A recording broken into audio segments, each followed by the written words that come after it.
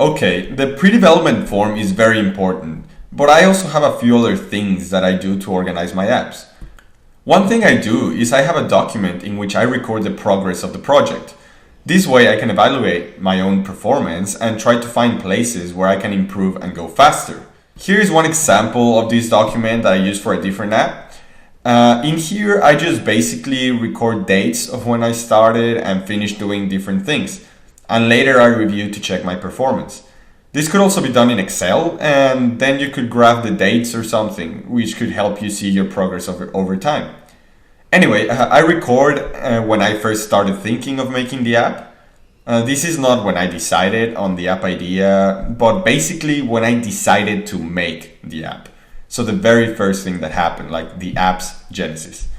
And also when I finished it and was ready to be uploaded. I also record when I started and finished researching, design, programming, audio, ASO, and marketing.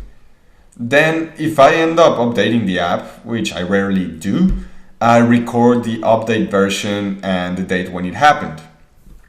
Another thing I do is save the description and keywords in a document, just in case I want to look at them without going to the App Store. It may be helpful to you too.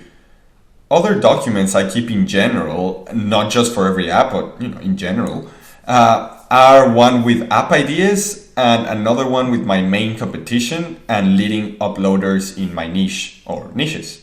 The app idea document is simply a huge document with dot points in which every time I think of an app idea, doesn't matter how ridiculous or unreal it may seem, I just write it down.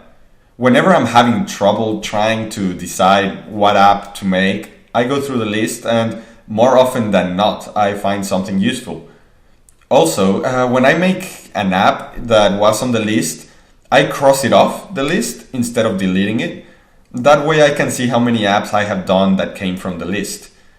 For the competitors document, when I am looking for competing apps and I notice an uploader that has several apps on my niche, or I see an uploader that always gets the top downloads in my niche, I write them down in separate categories in a document.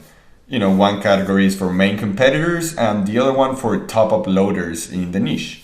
And then when I have time, I go through the list and research the uploaders on the App Store and see what new things they have come up with.